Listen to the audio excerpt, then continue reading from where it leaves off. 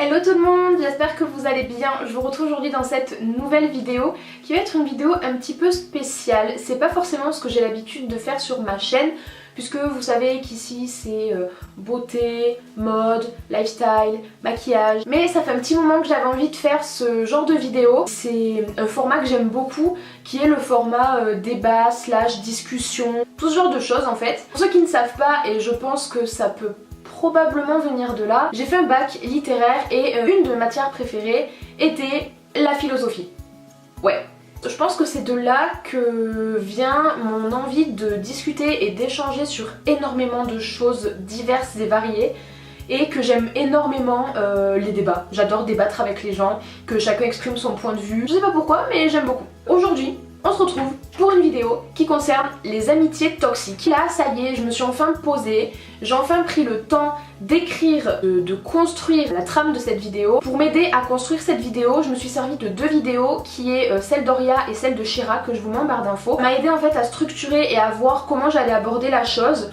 Et après, tout vient de mon expérience personnelle, tout simplement. Du coup, comme je viens de vous le dire, aujourd'hui on va parler des amitiés toxiques, des personnes toxiques et nuisibles pour nous. Sachant que nous aussi on peut être toxique pour quelqu'un sans s'en rendre compte, mais encore une fois, ça, peut-être que je l'aborderai dans une prochaine vidéo, mais là on va vraiment parler de notre cercle à nous, les personnes qui nous sont toxiques. Je vais vous mettre ici un petit timer si jamais il n'y a pas toute la vidéo qui vous intéressera, comme ça vous pourrez switcher un petit peu sur la petite barre, juste ici, du temps. Et vous pourrez switcher et aller voir les parties qui vous intéressent. Tout d'abord, on va parler de comment reconnaître les personnes toxiques. Forcément au début c'est compliqué de les reconnaître, c'est compliqué de voir si quelqu'un est toxique pour nous ou non, sachant que quand quelqu'un de toxique fait partie de notre vie, on s'en rend pas compte parce que généralement elle est manipulatrice. Du coup c'est assez compliqué de les repérer pour les dégager au plus rapidement. Ce qu'elles peuvent exercer sur nous, parce que évidemment les 3/4 du temps, quand on côtoie une personne qui est toxique envers nous, on va commencer à changer de, peut-être pas de personnalité, mais on va commencer à changer sur certains points. Et c'est ça généralement qui sonne la cloche d'alerte chez nos proches. Et ça sonne la cloche d'alerte chez nous-mêmes, mais beaucoup plus tard. Ensuite, on va essayer de voir pourquoi ces personnes sont comme ça en fait, pourquoi elles sont toxiques. Parce que parfois elles peuvent s'en rendre compte, parfois ça peut être complètement involontaire. Comme je vous disais, nous autant on est toxique pour quelqu'un, mais c'est complètement involontaire parce que jamais on se dit ouais je suis quelqu'un de toxique. Ensuite je vais vous donner quelques conseils pour s'en sortir, parce que parfois quand on est dans leurs griffes c'est assez compliqué de partir, tout simplement parce qu'ils sont très bons et qu'ils savent très bien ce qu'ils font. Donc je vais essayer de vous donner mes petits conseils et juste après je vous partagerai mon expérience et l'expérience de mes proches. Bien évidemment un petit disclaimer, que ce soit dans mon expérience ou l'expérience de mes proches, je ne citerai personne. Quant aux personnes qui m'ont été toxiques, mes proches, ou les personnes qui étaient toxiques à mes proches, je vais pas donner les vrais noms, ni des personnes toxiques, ni de mes proches. Donc sachez que les prénoms qui vont sortir seront des prénoms totalement inventés au préalable. Et à la fin, bien évidemment, pour rajouter un petit peu de positif à tout ça, comment reconnaître les vrais amis. Parce que Dieu sait que c'est compliqué de nos jours, j'ai l'impression, et encore plus dans notre génération et dans notre société, de fréquenter des personnes qui sont vraies, sincères, honnêtes et qui peuvent se prétendre à être des amis, voire des meilleurs amis. Premier point, comment reconnaître les personnes toxiques. Alors, c'est facile et compliqué à la fois. En fait, il y a plusieurs types qui vont fonctionner différemment, qui peut inclure oui ou non de la manipulation, ça peut inclure oui ou non le fait d'être conscient de ce qu'ils font, de ce qu'ils disent. Du coup par rapport à moi, ce que j'ai vécu, je les ai rangés entre guillemets par catégorie. Je sais qu'il existe d'autres catégories, qu'il peut exister d'autres types de personnes toxiques, mais c'est des personnes face auxquelles moi je n'ai jamais été confrontée. Je peux pas vous en parler, c'est pour ça que ici j'ai rangé les personnes qui m'ont été toxiques dans certains types, certaines catégories qui existent ou non. Je sais pas vraiment s'il y a des termes scientifiques pour parler d'eux, mais en tout cas moi j'ai trouvé en fait des adjectifs qui correspondent pas mal à ce type de personnes. Je trouve que je m'éternise vachement, donc on va commencer. Tout d'abord il y a les énergivores. Faut partir du principe que toutes les personnes toxiques sont plus ou moins énergivores. Quand j'entends les énergivores, c'est ceux qui vraiment vont pomper mais toute votre énergie jusqu'à ce que vous soyez vous-même épuisé, limite en mental breakdown. Ce qui m'est arrivé avec une personne qui m'a été toxique, c'est que j'étais à la limite de la dépression, tellement elle me déprimait, tellement elle me pompait toute mon énergie. C'était juste affreux en fait.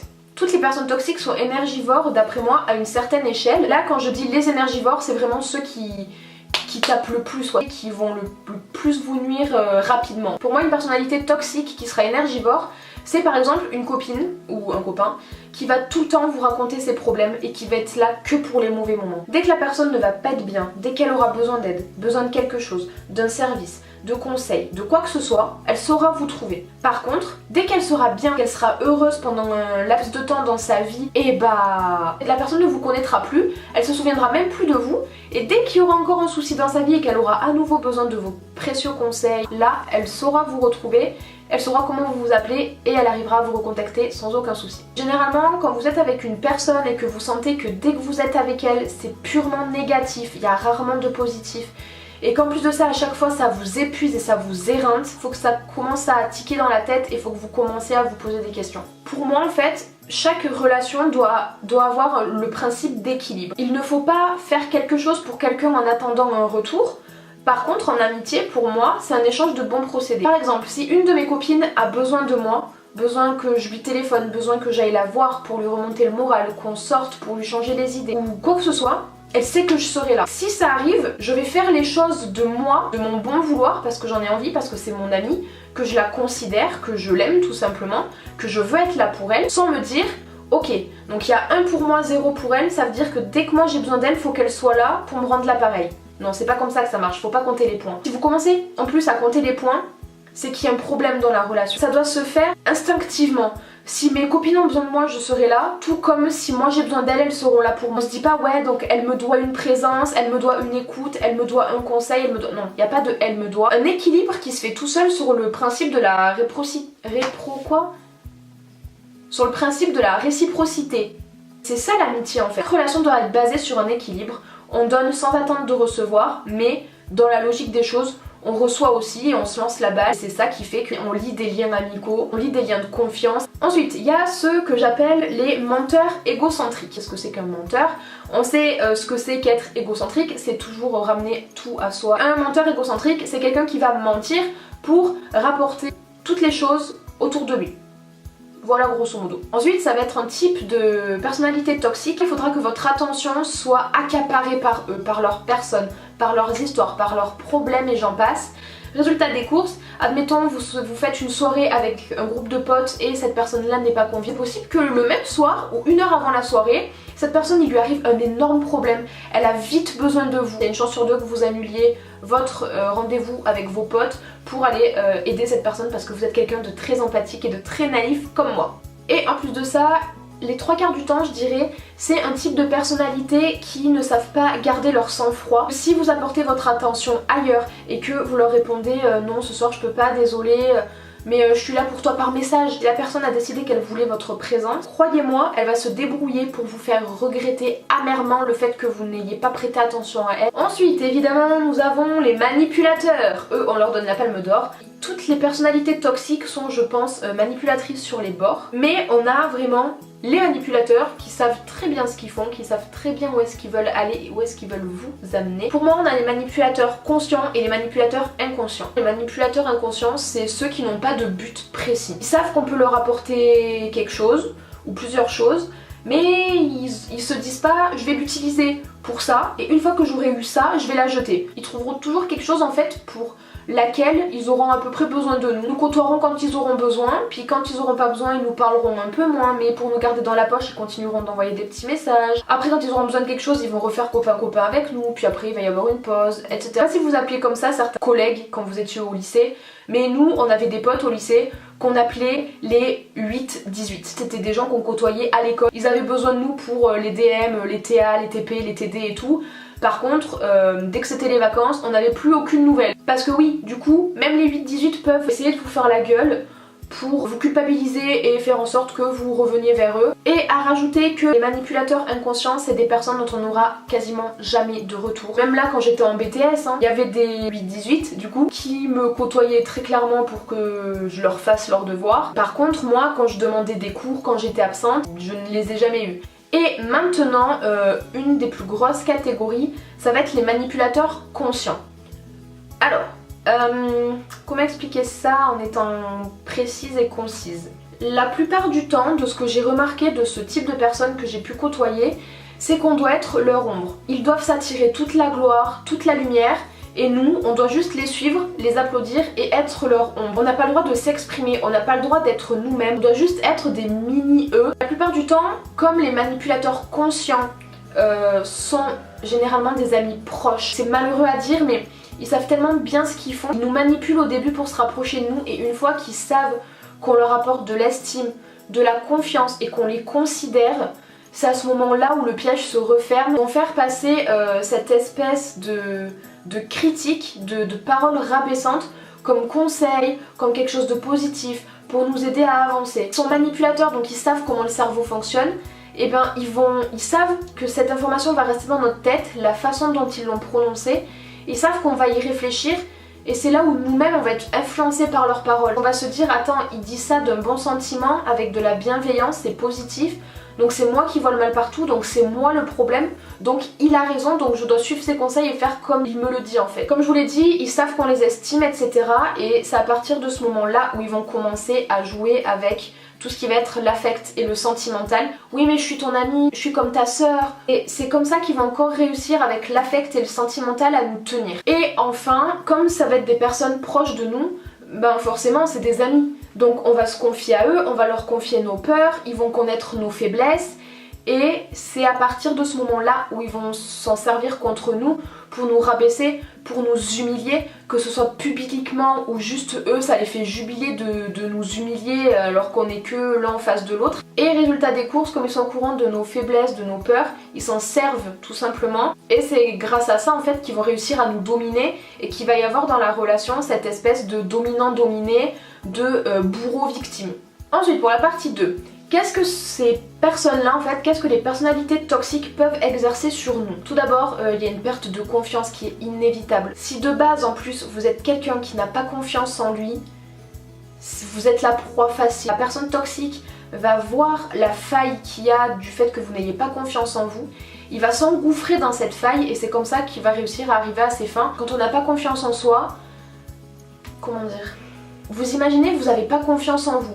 Vous n'avez pas confiance en votre instinct, vous n'avez pas confiance en vos capacités, vous n'avez pas confiance en vos ressentis, vous n'avez pas confiance en votre logique. Donc ça veut dire, si on prend le terme confiance tel quel, vous n'êtes pas capable de vous guider et de vous dire ça c'est bien pour moi, ça c'est pas bien pour moi. Oui, il y a des demi-mesures. On peut ne pas avoir confiance en nous juste physiquement, mais avoir confiance en nous intellectuellement.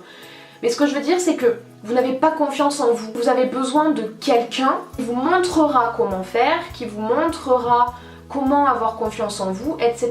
etc. Et c'est là où ça va commencer en fait. Vous allez subir énormément de chantage. Ça pareil c'est inévitable. Les personnes, si vous leur apportez pas ce qu'elles veulent et ce dont elles ont besoin, vous pouvez être sûr qu'elles vont finir par vous faire du chantage, que ce soit du chantage émotionnel, affectif, par rapport à des secrets que vous lui avez confiés, par rapport à vos peurs, par rapport à vos faiblesses. Ensuite, quelque chose auquel il faut faire attention, c'est l'isolement du cercle familial et du cercle proche. Je vous dis de faire très attention à ça parce que ça m'est arrivé. Des personnes m'ont isolée de mes meilleurs amis, m'ont isolée de ma famille. J'étais toute seule avec eux, sauf que sur le coup, moi, c'était des personnes que je considérais vraiment comme mes meilleurs amis. M'ont isolée de toutes les personnes qui me maintenaient les pieds sur terre. Résultat des courses, j'étais tellement désorientée que je leur faisais une confiance aveugle. Ils ont pu m'emmener exactement là où ils ont voulu m'emmener. Quand vous allez voir cette personne, vous serez stressé à l'idée de vous dire est-ce que la journée va bien se passer? Est-ce que ça va mal se passer? Est-ce qu'elle va faire la gueule? Est-ce qu'elle va s'énerver? Est-ce que ça va partir en live ou est-ce que ça va être tranquille? Tous les soirs quand la journée sera terminée, ça ira mieux si ça s'est bien passé, si ça s'est pas bien passé, pareil, vous serez stressé, pas bien, vous demandez mais qu'est-ce qu'elle va faire, qu'est-ce qu'elle va dire, qu'est-ce que je risque. En amitié et en amour aussi, c'est vraiment pas normal de se sentir comme ça.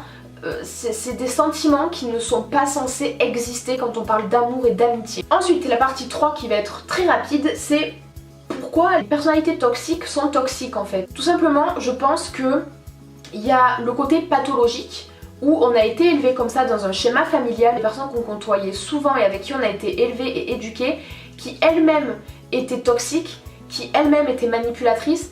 Elles ont été élevées comme ça, elles ont grandi avec un schéma familial comme ça. Résultat des courses, elles sont toxiques mais elles s'en rendent pas compte, elles sont inconscientes qu'elles sont toxiques parce que pour elles c'est agir normalement puisque elles ont grandi comme ça. Tout le monde autour d'elles avait certaines réactions, certains gestes, certaines paroles et du coup bah ça leur semble totalement normal. Du coup pour moi quelqu'un qui va être toxique de façon pathologique, ce serait une toxicité purement inconsciente et du coup sur laquelle on peut travailler via le développement personnel. Ensuite il y a la toxicité consciente, pure et dure, où on sait qu'on fait du mal aux gens, on se rend compte qu'on fait du mal aux gens. C'est être conscient qu'on n'agit pas normalement, être conscient qu'on fait les choses par intérêt. Et généralement ce genre de personnes, pourquoi elles font ça? Tout simplement, le malheur des autres les fait jubiler et ça les rend heureuses tout simplement. Donc là c'est de la perversion et c'est complètement malsain, ça c'est sûr.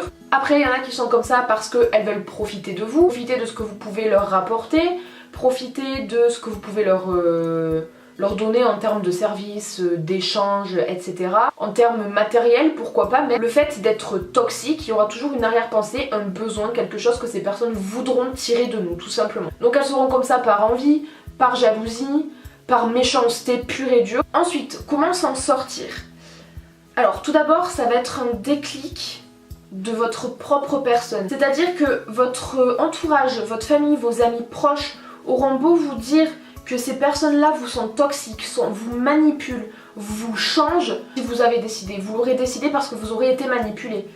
Que non, tout le monde se lègue contre ces personnes-là parce que justement, elles sont super, elles sont positives, c'est ce qu'il y a de meilleur pour vous. Et en fait, ces personnes toxiques vous auront mis dans la tête que vos amis et votre famille vous veulent du mal et veulent vous séparer d'elle parce qu'elle est la meilleure chose qui aurait pu vous arriver par exemple, et que grâce à elle vous allez évoluer et que votre entourage ne veut pas vous voir grandir, ne veut pas vous voir réussir, ne veut pas vous voir évoluer. Et en fait ça va être un cercle vicieux comme ça où vous allez vous dire ben non du coup ils me veulent du mal donc en fait je vais encore plus rester avec elle, avec la personne toxique, parce que ben, elle me veut du bien et mon entourage me veut du mal, alors que pas du tout, c'est tout le contraire. Du coup, c'est ce qui m'est arrivé, j'ai beau avoir été prévenue pendant à peu près 1 an par mes proches, tant que moi je n'ai pas compris et je n'ai pas analysé et pris du recul sur ce qui se passait, je n'avais pas compris ce qui se passait, je l'ai compris une fois que je me suis posée, que j'ai pris du recul, que j'ai pris mes distances avec ces personnes-là pour analyser la situation. Ensuite, comme je vous l'ai dit, en prenant du recul, posez-vous la question de est-ce que cette personne qui est toxique peut changer ou non? Parce que parfois il y a des choses qui rendent une personne toxique qui peuvent être changées. Quand j'étais au collège, j'étais très négative, j'étais pessimiste, je voyais le mal partout. Et bah en grandissant, j'ai appris à travailler sur moi, j'ai appris beaucoup de développement personnel, j'ai réussi à devenir plus positive, à moins voir le mal partout, à voir le verre à moitié plein plutôt qu'à moitié vide. Du coup, cette petite partie de toxicité a pu être changée. Quand je vous dis voir si la personne toxique peut changer, si la personne est menteuse et manipulatrice, il n'y a pas de oui mais peut-être qu'on peut lui faire promettre d'arrêter de mentir ou de moins mentir ou quoi, non. Du mensonge et de la manipulation, c'est next, merci, bonne soirée, on passe le balai devant sa porte. Après, comme je vous l'ai dit avec mon exemple, essayez de prendre du recul et de voir s'il y a une solution, si vous tenez vraiment à cette personne, voir si vous pouvez trouver un terrain d'entente. À prendre en compte aussi que pour vouloir que la relation perdure et vouloir faire en sorte que la personne aille mieux pour que nous on aille mieux aussi, là avec le cas de la négativité, il faut prendre en compte aussi le fait que la relation doit être équilibrée. Si déjà de base il y a un déséquilibre et que comme dans les exemples que je vous ai dit avant, la personne vient seulement pour se plaindre, vous raconter ses problèmes, pareil, on next. Si la relation elle est équilibrée mais c'est juste que votre ami a un tempérament pessimiste et négatif, essayez de discuter avec elle, de trouver un terrain d'entente pour que elle aille mieux et que vous, ça vous soulage. Conseiller du développement personnel, regardez des chaînes YouTube qui traitent du sujet, comment aller mieux quand on est dans un bad mood. Ensuite, quelque chose que je peux vous assurer, vous ne devez pas regretter. Si vous l'avez fait, que vous avez senti qu'à un moment donné vous deviez mettre cette personne en dehors de votre vie, c'est qu'il fallait le faire. Faites-vous confiance, faites confiance à votre instinct. Tout arrive pour une raison. Et si jamais cette personne mérite de faire partie de votre vie, elle reviendra à un moment donné et elle reviendra changer. Ça, croyez-moi. Et même si elle revient et qu'elle n'a pas changé, la vie fera en sorte que vous ne la repreniez pas dans votre vie. C'est comme ça que ça marche. Oui, ça va être compliqué, mais je vous assure qu'après, ça va être tellement plus facile. Votre vie va être tellement plus positive. Vous allez être vous-même plus positif, plus rayonnant, plus solaire, plus lumineux. Vous allez dégager une meilleure énergie, un meilleur mood. À un moment donné, posez-vous et faites les choix pour vous. Vous vivez votre vie pour vous. Vous ne vivez pas votre vie pour les autres et les autres n'ont pas à vivre leur vie à travers vous. Il faut savoir être égoïste et penser à soi à un moment donné, penser à son bonheur, penser à son futur, penser à ce qu'on veut devenir, à ce qu'on veut être, à ce qu'on veut transmettre, aux valeurs qu'on veut prôner. À un moment donné, il faut être un minimum égoïste et penser à soi, faire une rétrospective et se dire ok, qu'est-ce que je veux? Comment je fais pour atteindre ce que je veux?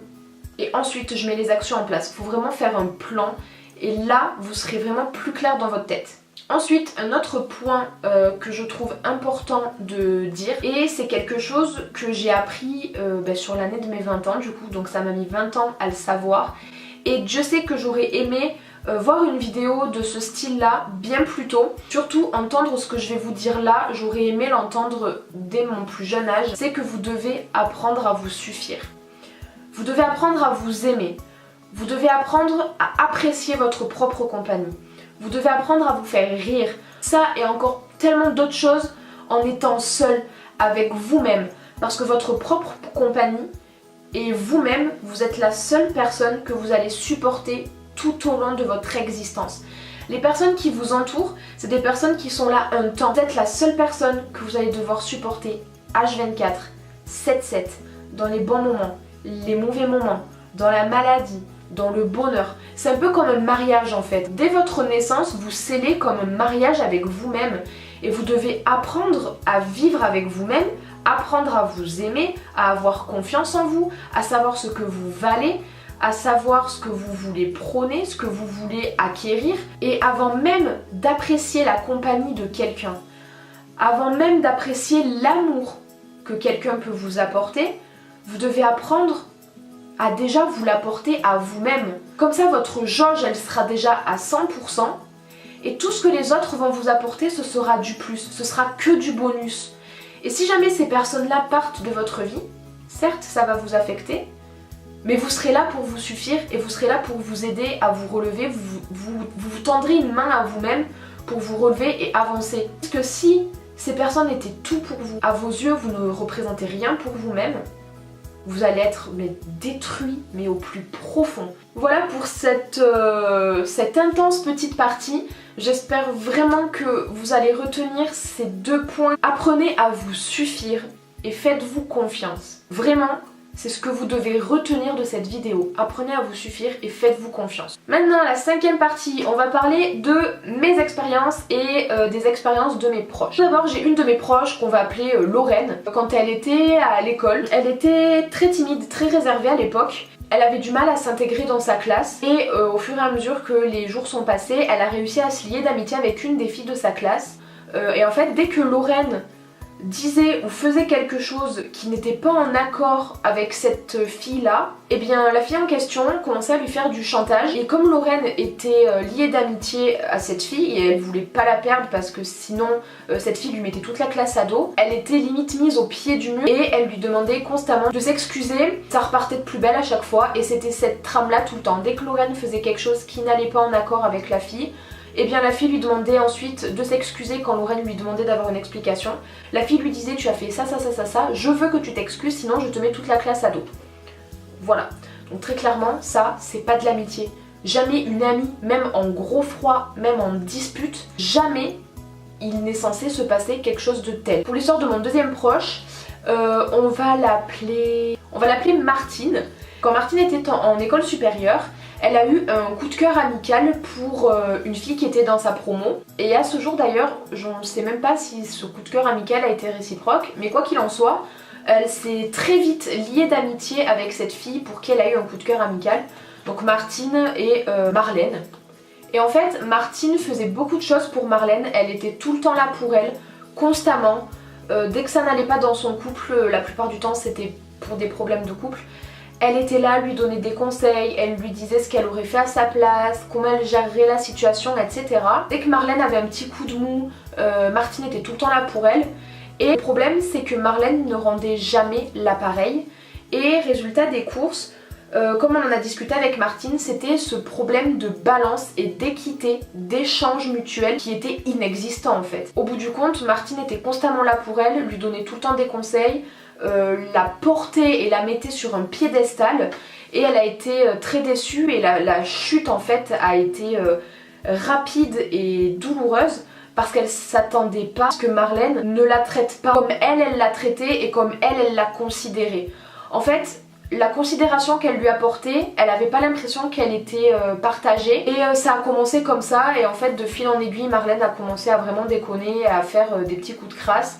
Et c'est comme ça que l'amitié s'est arrêtée. Avec du recul, qu'elle s'est rendue compte que oui, Marlène était toxique pour elle, et que en soi, elle lui avait jamais vraiment rien apporté de positif, à part des bonnes petites soirées, des fous rires par-ci par-là. Me concernant, au niveau des relations toxiques, j'en ai eu majoritairement 3 qui m'ont marqué et qui ont été vraiment affreuses. Du coup, moi pour vous situer, j'ai toujours eu très peur de la solitude, peur d'être toute seule, d'être mise de côté, d'être pointée du doigt et d'être moquée. C'est pour ça que je prenais tout ce qui passait. Toutes les personnes qui s'intéressaient à moi et qui voulaient bien de moi, et bah je les prenais. Même si elles me voulaient du mal et qu'elles étaient toxiques au plus haut point, moi tant que j'étais pas toute seule, bah ça m'allait. Et très clairement, comme le dit Shera dans sa vidéo, je préférais être mal accompagnée plutôt que seule. C'est pour ça que je vous disais ça dans ma dernière vidéo.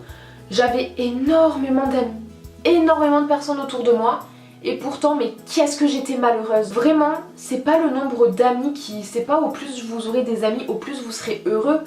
Là, il faut privilégier la qualité à la quantité. Des meilleurs amis, là, de suite.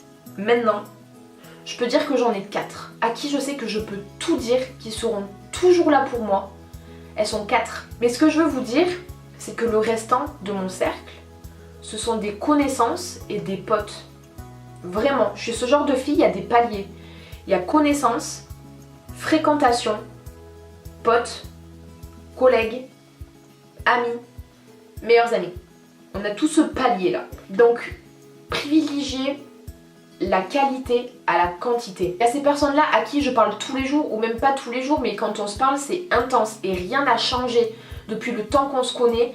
Même si ça fait des années qu'on ne s'est pas parlé, bah quand on se reparle, il n'y a rien qui a changé et ça reste exactement pareil et on sent pas le manque qu'il y a eu entre les dernières fois où on s'est parlé en fait. Et c'est des personnes qui, je l'espère, je touche du bois, seront là à mon mariage, seront là quand j'aurai des enfants, seront là quand on sera vieille, quand on se fera des soirées Netflix et pizza à 80 ans en pyjama.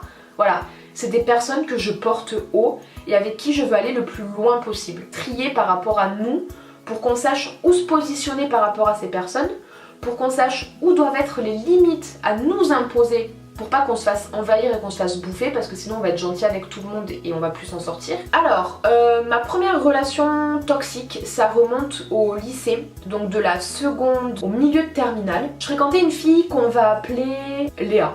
Elle a été une de mes 2 meilleures amies puisqu'à l'époque on était un trio. C'était une fille qui était très gentille, très rigolote, on se tapait mais les meilleurs fous rires de nos vies. Mais c'était aussi quelqu'un qui avait constamment besoin de moi, avait constamment besoin de mon approbation, constamment besoin de mes conseils, que je sois là pour elle et seulement pour elle. Il m'était interdit de fréquenter quelqu'un plus régulièrement qu'elle, auquel cas je m'exposais à des embrouilles, mais du futur. Dès lors où je rigolais avec quelqu'un d'autre, dès lors où je m'affichais sur les réseaux avec quelqu'un d'autre. Si c'était une autre personne féminine qu'elle, ou que la deuxième fille de notre trio, c'était mais terminé. On est arrivé en première, et comme on était un trio, forcément il y a des phases où 2 sont plus proches, il y en a une qui est un peu mise à l'écart, après c'est les 2 autres et l'autre elle est un peu mise à l'écart. Et là c'était une période où je m'étais vachement rapprochée de la deuxième fille du trio, parce que Léa avait trouvé l'amour et qu'elle était souvent avec son copain, souvent sur son téléphone. Et comme nous, à cette époque-là, on était célibataires / c'est compliqué, on arrivait mieux à se comprendre et on était plus souvent ensemble avec la deuxième fille du groupe. Et donc, on a commencé à se rapprocher. Et au même moment, en fait, Léa a commencé à se rapprocher d'un autre groupe de personnes que personnellement j'appréciais pas et que mon autre amie n'appréciait pas forcément non plus. Du coup, on restait ensemble pendant que elle traînait avec eux à la cantine. C'est pour ça que je mangeais chez ma pote. Pendant qu'elle traînait avec eux à la récré, donc moi j'étais avec ma pote. Et c'est comme ça en fait au bout du compte qu'on a commencé à vraiment se rapprocher, parce que mine de rien elle s'éloignait toute seule de nous. Donc nous tant pis, va avec tes autres potes, on s'en foutait, enfin ça nous faisait rien qu'elle aille traîner avec d'autres personnes. Sauf qu'elle elle était jalouse malative, que ce soit en amour ou en amitié, ce qui faisait que quand elle nous a vu se rapprocher, elle a pété un câble. Et comme elle avait peur et qu'elle redoutait notre pote, c'est moi qui ai tout pris. À ce moment-là, j'ai décidé de mettre les points sur les i parce que j'en pouvais plus, ça faisait 2 ans que je supportais ça. Et c'est au début de la terminale, en fait, enfin vers le milieu de la terminale, que j'ai mis les points sur les i en lui expliquant que la vie c'était pas comme ça et qu'à un moment donné, je ne pouvais pas obéir et je n'avais pas à lui obéir à tout ce qu'elle voulait que je fasse, que je dise, aux personnes que j'avais le droit de fréquenter ou non. Et ça, elle l'a pas toléré. Du jour au lendemain, elle a décidé de me faire la gueule, sauf qu'à chaque fois qu'elle me faisait la gueule, je revenais vers elle, je m'excusais, je faisais mon mea culpa et ça passait parce que je tenais vachement à elle. Pour moi honnêtement c'était comme ma sœur à ce temps-là. Et donc c'est à ce moment-là où j'ai commencé à me rapprocher de Célia, que vous connaissez. Célia que je fréquentais d'avant et Léa ne la supportait pas parce que avec Célia on est pareil sur certains points et les points sur lesquels on est différentes, on se complète. Donc du coup ça faisait qu'on était et qu'on est toujours un très bon match. Et Léa, ça, elle ne le supportait pas. Mais alors un point, j'ai éprouvé le besoin de parler à Célia. Alors qu'à ce moment-là, on n'était pas proches comme on l'est aujourd'hui. Et en discutant, elle m'a dit, t'as fait le bon choix. Maintenant, t'arrêtes de vouloir traîner avec elle. Plus jamais je veux te voir avec elle, maintenant tu restes avec moi. Pour vous montrer à quel point Célia est une âme tellement pure et tellement bienveillante. Je vous mettrai son Instagram et sa chaîne en barre d'infos. Vous verrez sur ses photos, même dans ses vidéos, ça se voit qu'elle est pure, elle est rayonnante, elle est bienveillante. Elle fait tout le cœur sur la main, vraiment. Et c'est grâce à Célia que j'ai réussi à me sortir de ma première vraie relation vraiment toxique. 3, 4, 5 ans plus tard. Oh, 5 ans Avec Célia, on est toujours aussi proches, si ce n'est plus, avec le temps qui a passé forcément. Et résultat des courses, de fil en aiguille, je suis restée avec Célia, avec son groupe de copines. On a eu notre groupe de copines en TL, donc en terminale littéraire. On a eu notre groupe de copines, je suis restée avec elle jusqu'à la fin de l'année et à ce jour, je suis toujours copine avec ces filles-là. Voilà. Ensuite, ma deuxième histoire avec une personne toxique. Ça a commencé quand j'étais à la fin de la terminale, début de ma première année de BTS. De base, en fait, j'étais pote avec un mec que j'avais rencontré sur une appli de rencontre. Sauf que, très clairement, c'était plus un pote qu'autre chose. Friendzone, là, direct, c'était posé. Et un jour, il a trouvé l'amour, j'étais très contente pour lui. Et cette fille, de base, ne me supportait pas. Donc sa copine, on va l'appeler Bertha. Elle ne me supportait pas parce que j'étais un sexe féminin ami avec son mec, ce que je peux comprendre. Une année plus tard, il a commencé à me reparler, donc évidemment moi je lui répondais sans souci. Et il commençait à me parler qu'avec sa copine, ça allait pas trop, il y avait des petits problèmes. Et moi ça me faisait chier quand même parce que cette fille, même si je la connaissais pas, elle avait l'air ok, donc j'essayais de lui donner des petits conseils pour que ça aille mieux, et à chaque fois ça ratait pas, ça allait mieux. Un beau jour il a réussi à la convaincre, il me semble, de venir me parler ou quoi, donc j'ai discuté avec elle et en fait on s'est bien apprécié au bout du compte. Bon délire et tout, et en fait la situation s'est transformée puisque lui s'est transformé en plus personne pour moi. C'était un très bon ami de base et il s'est transformé en rien du tout. Et vous allez comprendre pourquoi. Et elle est très vite devenue très présente dans ma vie et a été une amie très proche. Et au début, c'était elle du coup après qui venait me parler de ses problèmes de couple, donc moi j'essayais de l'aider tant bien que mal parce que autant aider un homme par rapport à sa copine, c'est facile. Je suis une femme donc je suis en mesure de lui dire comment elle pense, ce qu'elle attend et ce qu'elle veut entendre. Par contre quand c'est l'inverse, deux filles qui essayent de comprendre un mec, c'est un peu plus compliqué parce qu'on n'a pas la même manière de réfléchir et la même manière de percevoir les choses que les hommes. Quand ça allait pas bien avec son copain, j'étais là pour elle, je lui donnais des conseils, j'essayais de l'aider, de lui dire de pas trop se prendre la tête, que de toute façon ça allait passer, que c'était futile, etc. Et à chaque fois il y avait quelque chose en plus, des mots de plus en plus blessants de la part de son copain, des gestes, et elle me racontait parfois des scènes qui étaient aberrantes, et de ce qu'elle me racontait c'était constamment lui le fautif. Du coup moi au début, premier réflexe, je vais aller lui parler. Elle m'a strictement interdit d'aller lui parler et m'a fait promettre de ne pas aller lui parler de ça parce que sinon ils allaient encore plus s'engueuler. Donc moi j'y ai cru, donc je ne suis jamais allée parler à son copain de tout ça et mettre les points sur lui et les barres sur les T. Et c'est avec du recul et quelques péripéties plus tard que j'ai appris qu'en fait tout ce qu'elle me racontait, les disputes, les mots qui étaient de plus en plus violents, les gestes, c'était pas de lui à elle, mais de elle à lui. Donc en fait, elle me mentait pour que je la prenne en victime, pour que je m'apitoie, pour que je lui accorde encore plus d'intérêt, encore plus d'importance. Comprenez bien que quand vous êtes dans une situation où face à vous, votre amie est victime de quelqu'un ou de quelque chose, forcément que vous êtes tout le temps sur elle, savoir si ça va, si elle a besoin de quoi que ce soit, que si elle a besoin de quelque chose, vous êtes là, et elle en profitait. C'est lui qui était victime de tout ce qu'elle me racontait et elle était le bourreau. Je ne pense toujours pas qu'elle se soit rendue compte de la manière dont elle parlait et de la manière dont elle tournait les choses. Et en fait, avec cette fille-là, ce qui a fait que j'ai mis un terme en fait à la relation d'amitié. Le lendemain de Noël en fait on s'est vu et ensuite elle repart et elle m'envoie un message en m'incendiant d'insultes et de mots, mais je savais même plus où j'habitais, en me disant qu'en gros je l'avais prise pour une conne parce que je n'avais pas acheté de cadeau pour Noël. D'accord. Et c'est là que je me suis dit attends, depuis quand tu réclames des cadeaux à tes potes? À quel moment c'est un dû d'avoir un cadeau de la part de qui que ce soit à Noël? Ce n'est pas un dû, un cadeau. Faire un cadeau à quelqu'un, c'est censé faire plaisir, c'est parce qu'on a envie et qu'on peut le faire. Et bien là, pour elle, le fait que je ne lui ai pas adressé de cadeau à Noël, ça a été une trahison, ça a été l'avoir pris pour la plus grosse des connes. Je me suis faite incendier et insulter de tous les côtés, et c'est là où je me suis dit mais terminé. Je balais devant ma porte. C'était en plus une période où j'étais en train de balayer tout ce qui m'empêchait clairement d'avancer. Je me suis dit une de plus, une de moins, je suis pas à ça près. Et ensuite, la dernière petite histoire concerne un couple de copains. Ah bah, on va les appeler Tic et Tac. C'est parfait. Je les ai connus totalement au hasard, en fait, en faisant mon sport. Et au début, on rigolait bien ensemble et au bout du compte, à force de se voir souvent, régulièrement, de traîner souvent ensemble par rapport au sport, eh ben on s'est vite rapprochés. On est devenus assez amis. Et j'étais la cadette de leur groupe, c'est-à-dire que dans leur groupe d'amis, ils avaient tous minimum 25 ans, donc j'étais le bébé du groupe. Et tout le monde me traitait, pas en tant que bébé, mais tout le monde me prenait sous son aile, le petit bébé. Et donc au début, ils étaient toujours là pour moi, à me soutenir, à me donner vraiment beaucoup de conseils qui m'ont aidée.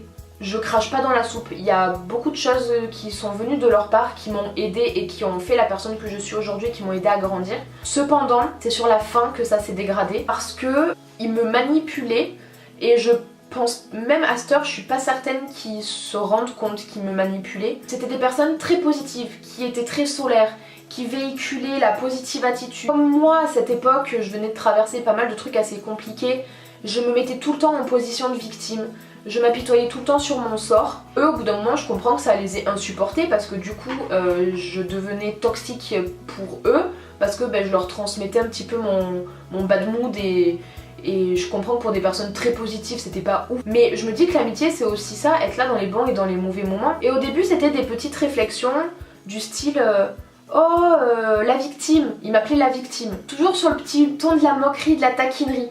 Donc même si ça me faisait chier au plus profond, je le prenais quand même à la rigolade parce que ils sont positifs, ils vont pas me critiquer pour me critiquer, ça paraît logique. Après, à chaque fois que elle se disputait avec son copain, j'étais tout le temps là pour elle. Parfois ça arrivait que 3-4 soirs dans la semaine, je sois chez elle, elle était en pleurs, pas bien. Et que j'étais là pour elle, à essayer de faire en sorte qu'elle aille mieux, etc.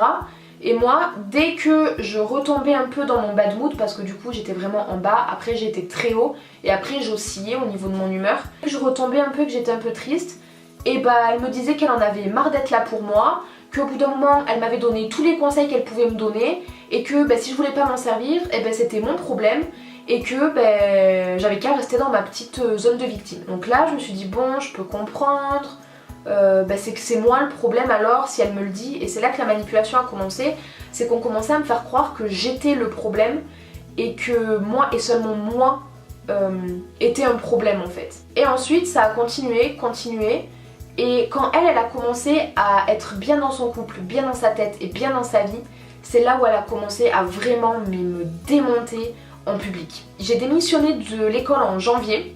C'est elle, une des personnes qui m'a poussée à démissionner parce qu'elle me disait que c'était impossible de continuer comme ça vu mon état de santé qui se dégradait à cause de diverses raisons.